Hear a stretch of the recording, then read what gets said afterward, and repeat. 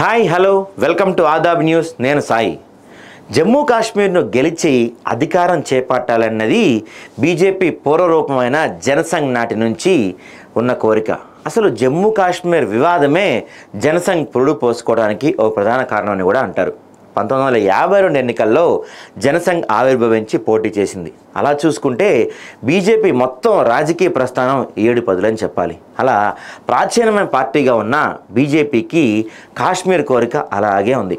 కాంగ్రెస్ చాలాసార్లు అధికారం అందుకుంది. కానీ బీజేపీ 2014లో జమ్మూలో 25 సీట్లు గెలిచి పీడీఎఫ్తో జతకట్టి ఉప ముఖ్యమంత్రి పీఠం దాకా వచ్చింది. ఈసారి ఆర్టికల్ 370 రద్దు చేశామని కాంగ్రెస్ ప్రజలంతా తమ వెంటే అని చెప్పుకుంటున్న బీజేపీ జమ్మూలో ఉన్న 43 అసెంబ్లీ సీట్లకు పోటీ పెట్టింది. కానీ కాశ్మీర్లో 47 సీట్లలో కేవలం 19 చోట్ల మాత్రమే పోటీకి నిలిపింది.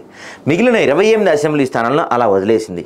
మరి కసిగా కాశ్మీర్ ఎన్నికల్లో పోటీకి దిగిన కమలం ఎందుకు ఇలా ఎన్నికలకు ముందే చేతులెత్తేసింది అన్న చర్చ అయితే అంతటా సాగుతుంది.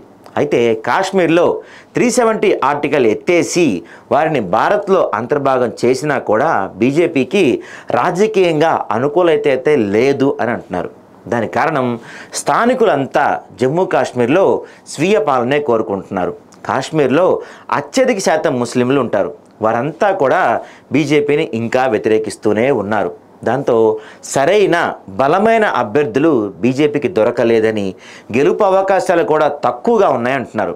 దాంతో ఎక్కువ చోట్ల నిలబెట్టి నామకే వాస్తే అన్నట్లుగా పోటీ చేసి పరువు తీసుకోవటం ఎందుకు అని ఉద్దేశంతోనే బీజేపీ కాశ్మీర్లో కేవలం 19 సీట్లకే పరిమితమైంది. దీని మీద కాశ్మీర్లో ఉండే బీజేపీ నేతలు కూడా అసంతృప్తి వ్యక్తం చేస్తున్నారు. పోటీ చేసి ఉండాల్సింది అని వారు టాక్. అయితే అధినాయకత్వం మాత్రం అనవసరం అన్నట్లుగానే సందేశం ఇచ్చింది. బలహీనంగా ఉండే చోట్ల పార్టీ పోటీకి పడడం మంచిది కాదు అని భావించే పోటీ చేయడం లేదని బీజేపీ నేతల నుంచి పరోక్షంగా వస్తున్న మాట. కేవలం ఈ అసెంబ్లీ ఎన్నికల్లోనే కాదు, ఇటీవల జరిగిన పార్లమెంట్ ఎన్నికల్లోనూ బీజేపీ కాశ్మీర్లో తన పార్టీ అభ్యర్థులను పోటీకి దించలేదు. అదే బీజేపీకి జమ్మూలో బలం ఉంది. అక్కడ పోటీ చేసి 2 ఎంపీ సీట్లు కైవసం చేసుకుంది. జమ్మూలో హిందువులు ఎక్కువ, బీజేపీకి ఆదరణ కూడా ఎక్కువ. కానీ కాశ్మీర్లో మాత్రం బీజేపీ మీద జనంలో నిరసనలు, ఆందోళనలు అలాగే ఉన్నాయి. భద్రతా బలగాలతో వాటిని ఇంతకాలం అదిపట్టి ఉంచిన గ్రౌండ్ లెవెల్ రియాలిటీస్ ఏంటో బీజేపీకి బాగా తెలుసు కాబట్టే కాశ్మీర్లో పోటీ నుంచి తప్పుకుంది అంటున్నారు.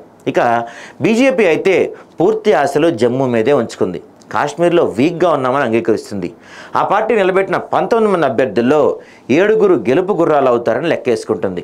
ఇక జమ్మూలో మొత్తం 43 సీట్లకు గాను అత్యధికంగా గెలుచుకుంటే కనుక 35 దాకా గెలిస్తే కాశ్మీర్లో 7 కలుపుకొని 42 మ్యాజిక్ ఫిగర్కు అవసరమైన 4 సీట్లను ఇండిపెండెంట్ ద్వారా సాధించి జమ్మూ అండ్ కాశ్మీర్లో ప్రభుత్వం ఏర్పాటు చేయవచ్చు అన్నది అంచనా. మరి కాశ్మీర్లో బీజేపీకి 7 సీట్లు వస్తాయా, జమ్మూలో 35 సీట్లు గెలుస్తుందా అంటే చూడాల్సిందే. ఇక ఈ నెల 18 నుంచి 3 విడతలుగా జమ్మూ అండ్ కాశ్మీర్లో ఎన్నికలు జరుగుతున్న విషయం అందరికీ తెలిసిందే.